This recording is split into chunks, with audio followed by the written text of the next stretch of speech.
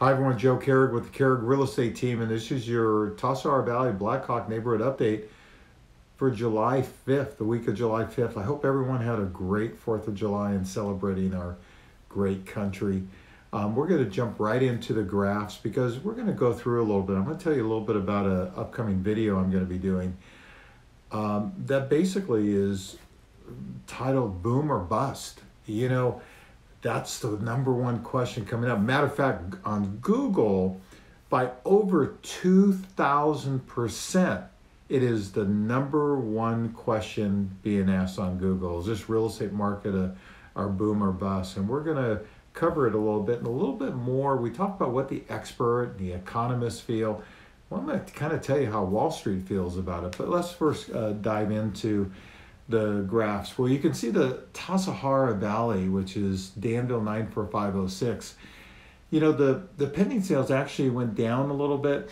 Now, part of that is going into July 4th weekend. You can see the active properties stayed almost like exactly even the last 3 weeks.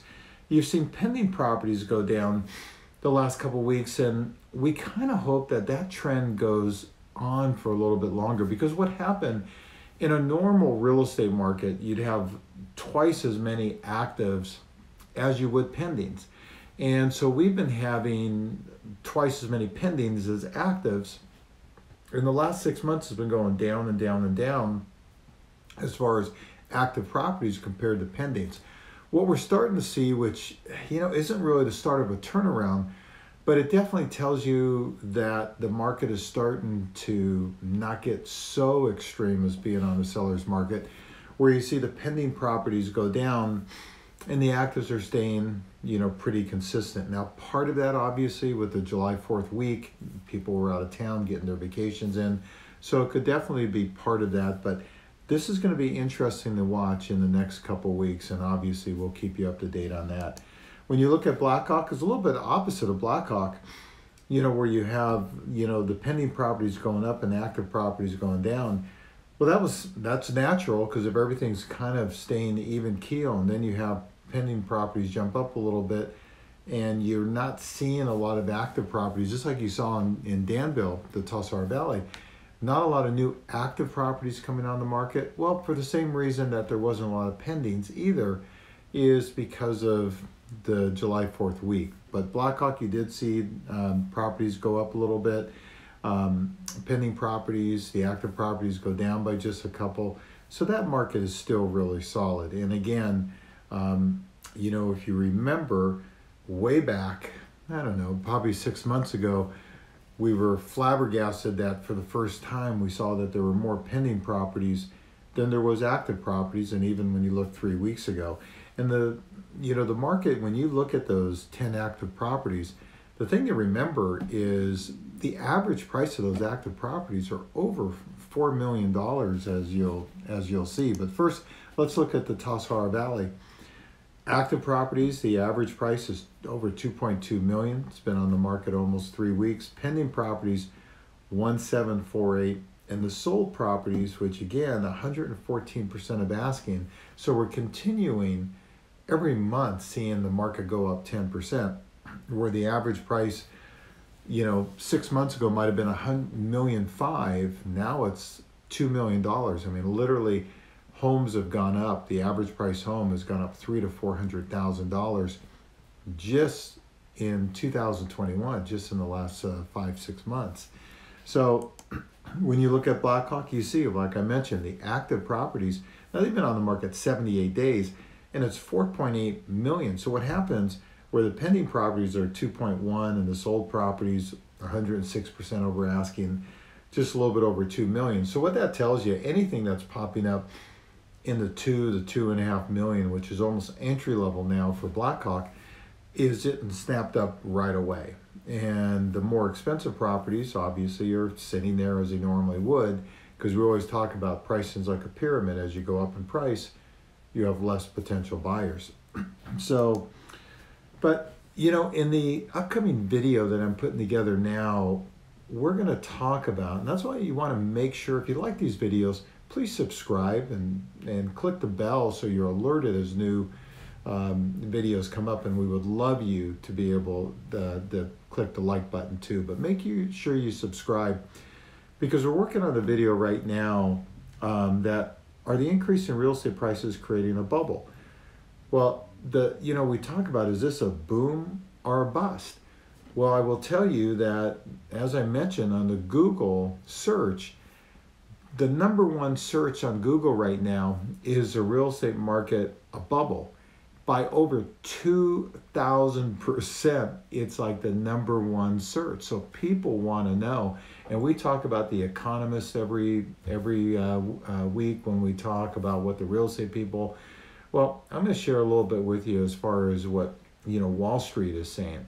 So when you look at the numbers with Wall Street, Blackstone, that bought literally tens of thousands of homes when we were selling bank-owned properties. It was kind of a bummer because we get assignments from the bank, and all of a sudden hedge funds like Blackstone would come in and buy 5,000 and 10,000 homes at a time from the bank, because the bank couldn't get rid of them fast enough. So many were coming in. So by 2019, they had just sold off the last of their 80,000 homes that Blackstone owned. They were the number one home purchaser and homeowner in the United States. So obviously in 2019, they felt, okay, man, we've had a great run. We've made a lot of money. And they sold off the last of those 80,000 homes. Well, just a couple weeks ago, they basically, from Home Partners of America, Blackstone, just spent $6 billion basically buying 17,000 more homes. And they just did that. So what is that telling you? That's telling you there's two things. There is so much money out there, number one. And number two is they are putting it into real estate. Matter of fact, Rock Point just did 2 offerings and raised $5.8 billion to go out there and buy real estate. And why is everyone coming in and buying real estate? Supposedly the smartest guys on Wall Street, because they understand that this supply and demand issue, like when we talk about the second question, is this an inventory issue or a demand issue, or both? And it is really both, and that's what we're going to dive into on the video. So make sure you subscribe. And how did we get to this point, and where we're going from here?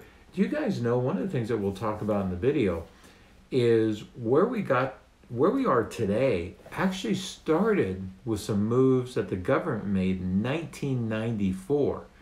So 27 years ago, the government started tweaking a few things, and it actually just did a domino effect and put us where we are now. And we're going to talk about that, how we got to this point, and more importantly, where do we go from here? And can interest rates continue at the historic lows with inflationary concerns? I will tell you, I just don't understand how interest rates are still 3% or even lower right now, because all you have to do is go and buy gas or food or groceries or really used cars, new cars. The inflation is just, going nuts in the country. I mean, the government is still buying a lot of, they're pumping a lot of money into the mortgage market to keep the interest rates low. And they're talking about tapering back a little bit. But in the past, what has happened is the government has tapered back buying the mortgage, putting money into mortgages, and you've seen interest rates go up, the economy flattens a little bit, and then the government comes in and goes, just kidding, we'll start buying more mortgages, and interest rates go back down. So that's a question we're going to dive into. And why aren't the builders building more homes? A lot of reasons behind it. You'll be surprised at some of them. And what question should I ask my CPA concerning proposed increase in real estate taxes? If you're an investor, you have to know some of the things you're proposing. Getting rid of tax 1031 exchanges and raising capital gains to double, by 20 to 40%, 39.6%. And when you add, the Obamacare tax, and when you add state tax, I mean, if they change the capital gains, you could literally, if you sold stocks and bonds or real estate, you could be paying over 50% in taxes on any gain that you have if they get rid of long-term capital gains. And then if they talk about getting rid of 1031 exchanges, and you're an investor and you have a property that has a lot of gain in it, you literally are stuck. You have to sell it. That's why if you're an investor, you should really, if you're thinking about maybe selling a property, give it some thought now while you can still maybe exchange it, or if you decided to cash out, at least pay long-term capital gains if you've owned it over a year. But those are some questions we're going to go through that you need to sit down. Everyone's tax information is a little bit different, based on the money they have coming in. Even when they're talking about getting rid of 1031 exchanges, they're saying if you make less than 400,000, you're going to still be able to exchange, but who knows? But again, when we get together with clients, we figure out first, what is their goal? And we have some people call us and say, hey, Joe, we don't really know what we're going to do, but we want to take advantage of this market. And we really sit down with them and walk through it, because the one thing you really don't want to do is just sell a real estate and put your money in a mattress, because real estate is still going to be strong. Hence, that's why the hedge funds are buying it up. But it's also, the dollar is devaluating. That's what happens with the dollar with inflation. Matter of fact, one of the best, if not the best hedge against inflation is real estate, because as it goes up, real estate prices go up. That's why the hedge funds.